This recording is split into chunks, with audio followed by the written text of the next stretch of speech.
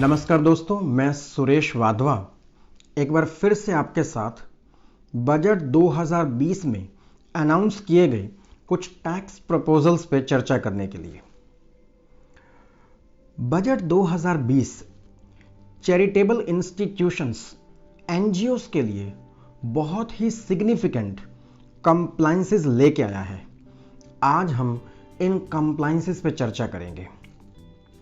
हमारे देश में लगभग 2,75,000 एनजीओस ऐसे हैं जो ITR 7 भरते हैं, यानी कि ऐसे एनजीओस के पास 12A या सेक्शन 10 क्लॉज 23C का रजिस्ट्रेशन है।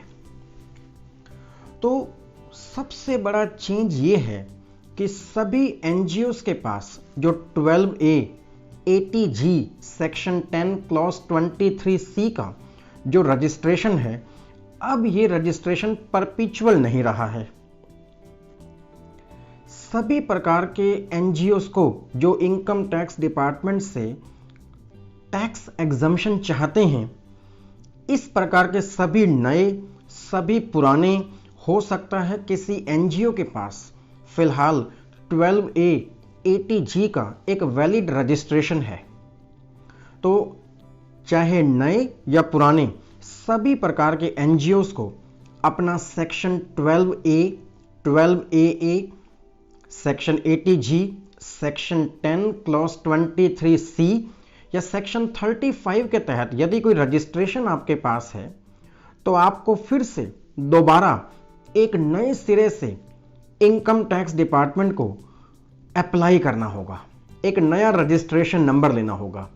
इनकम टैक्स डिपार्टमेंट 1 जून 2020 से आपको एक नया यूनिक रजिस्ट्रेशन नंबर आपको अलॉट करेगा एनजीओस को।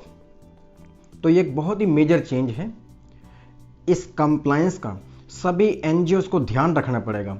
यदि एक एनजीओ समय के अनुसार इस कंप्लायंस को पूरा नहीं करेगा, तो उसका जो रजिस्ट्रेशन है फिलहाल 12A या ATG का रजिस्ट्रेशन 1023C का रजिस्ट्रेशन, वो इनऑपरेटिव हो जाएगा।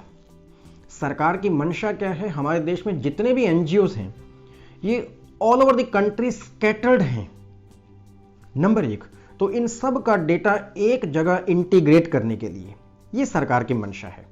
तो section 12A ATG section 10 clause 23C, ये सब रजिस्ट्रेशन पहले परपेचुअल हुआ करते थे।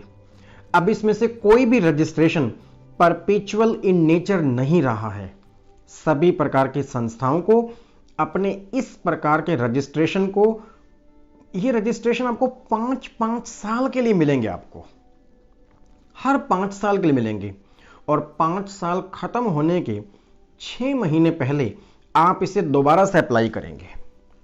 तो ये एक बहुत ही मेजर कंप्लायंस है जिसका हर रजिस्टर्ड एनजीओ को ध्यान रखना है। दूसरा, सेक्शन 12AA अब इनऑपरेटिव हो जाएगा 31 मई 2020 से, और 1 जून 2020 से सभी एनजीओस को रजिस्ट्रेशन देने का जो प्रोसीजर है, उसके लिए एक नया सेक्शन लाया गया है, सेक्शन 12AB, जिसके तहत किसी भी ट्रस्ट एनजीओ की 12A की एप्लीकेशन को एग्जामिन करने का मैकेनिज्म जो है थोड़ा सा बदला गया है। यदि एक संस्था ने सेक्शन 12A ATG का रजिस्ट्रेशन अप्लाई किया है और हो सकता है अभी ये संस्था ने कोई एक्टिविटी ही शुरू नहीं की है, प्रेजेंटली क्या होता है, CIT एग्जम्पशन ऐसी संस्था को 12A ATG का रजिस्ट्रेशन देने से मना कर देते हैं। लेकिन अब नए प्रोसीजर के तहत डिपार्टमेंट एक ऐसी संस्था को भी प्रोविजनल रजिस्ट्रेशन नंबर देगा जिसने एनजीओ तो बना लिया है लेकिन अभी कोई एक्टिविटी शुरू नहीं की है। तो ये प्रोविजनल रजिस्ट्रेशन 3 सालों के लिए वैलिड होगा, और यदि इस संस्था को एक पक्का रजिस्ट्रेशन चाहिए तो 3 साल एक्सपायर होने के आखिरी के 6 महीने में, या यदि इस संस्था ने चैरिटेबल एक्टिविटीज शुरू कर दी हैं तो चैरिटेबल एक्टिविटीज शुरू करने के 6 महीने के अंदर अंदर इन दोनों में से जो भी इवेंट पहले है आपको एक पक्के रजिस्ट्रेशन के लिए अप्लाई करना है। दूसरा सबसे मोस्ट इंपॉर्टेंट पहलू है, जिस प्रकार सभी बिजनेसमैन अभी फिलहाल हम सब लोग टीडीएस रिटर्न फाइल करते हैं। टीडीएस रिटर्न फाइल करने से ही सामने वाले व्यक्ति को टीडीएस का क्रेडिट मिलता है। आपके 26 एएस में टीडीएस का क्रेडिट आता है, तभी सरकार आपका टैक्स पेएबल मानती है या टैक्स रिफंड आपका प्रोसेस करती है।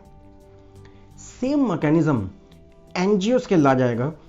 सभी एनजीओस के लिए एक नया मैकेनिज्म लाया जाएगा। सभी एनजीओस से कहा जाएगा कि आप एक return of donations received file कीजिए। जैसे टीडीएस रिटर्न्स फाइल की जाती हैं, ऐसे ही एनजीओ से समय समय पे कहा जाएगा कि आप statement of donation received file कीजिए। यदि नहीं फाइल करेंगे, टीडीएस रिटर्न फाइल ना करने की जैसे सेम लेट फी पेनल्टी लगाई जाती है, सेम कंप्लायंस इस रिटर्न पे भी लागू होगी। होगा क्या, एक संस्था डोनेशन की रिटर्न फाइल करेगी, वो सामने वाले व्यक्ति को एक सर्टिफिकेट ऑफ डोनेशन देगी, फिर इस डेटा को इंटीग्रेट किया जाएगा। अगले साल हो सकता है कि आपके फॉर्म 26 एएस में आपको यह भी दिखाई देगा कि पिछले प्रीवियस ईयर में आपने किस किस संस्था को डोनेशन दी है। जैसे फिलहाल आपको अपने टीडीएस का क्रेडिट दिखाई देता है, तो यदि आपको अपने 26 एएस में डोनेशन का क्रेडिट दिखाई देगा, तभी आपको सरकार एटीजी का बेनिफिट देगी। यदि आपने किसी संस्था को दान दिया है और उसने अपनी रिटर्न फाइल नहीं की है या गलत फाइल की है, आपके फॉर्म 26 एएस में डोनेशन का क्रेडिट नहीं आ रहा है, तो आपकी इनकम टैक्स रिटर्न में भी इस प्रकार के डोनेशन का सेक्शन 80G का बेनिफिट नहीं दिया जाएगा। तो भविष्य में आप यदि किसी संस्था को एक सिग्निफिकेंट अमाउंट ऑफ डोनेशन दें, जिसका आप टैक्स बेनिफिट क्लेम करना चाहते हैं अपनी टैक्स रिटर्न में, तो आपको डोनेशन के क्रेडिट का भी ध्यान रखना पड़ेगा। जैसे हम अभी समय समय पर अपने टीडीएस क्रेडिट का ध्यान रखते हैं, टाइमली फ्रीक्वेंटली अपने फॉर्म 26 एएस को चेक करके। तो ये दो मेजर कंप्लायंसेस इस बजट ने सभी एनजीओस पर अप्लाई की हैं, और सभी रजिस्टर्ड एनजीओस जिनको टैक्स का बेनिफिट लेना है इनकम टैक्स डिपार्टमेंट से, इन कंप्लायंसेस को पूरा करना ही होगा। सभी नए, सभी पुराने, इसमें कोई डाउट नहीं है। सभी एग्जिस्टिंग एनजीओस को भी यूनिक रजिस्ट्रेशन नंबर लेना है। ऐसा बिल्कुल भी नहीं है कि 1 जून 2020 के बाद रजिस्टर्ड होने वाले एनजीओस को ही यूनिक रजिस्ट्रेशन नंबर लेने हैं। सभी एग्जिस्टिंग एनजीओस को भी समान रूप से यह यूनिक रजिस्ट्रेशन नंबर लेना है। तो मैं समझता हूं आपको यह जानकारी बेहद पसंद आई होगी। मुझे किसी भी क्लैरिफिकेशन के लिए, किसी भी क्वेरी के लिए आप लिखें, मुझे खुशी होगी आपको जवाब देने में, आपसे जुड़ने में। अभी के लिए धन्यवाद। Thank you so much. Thank you.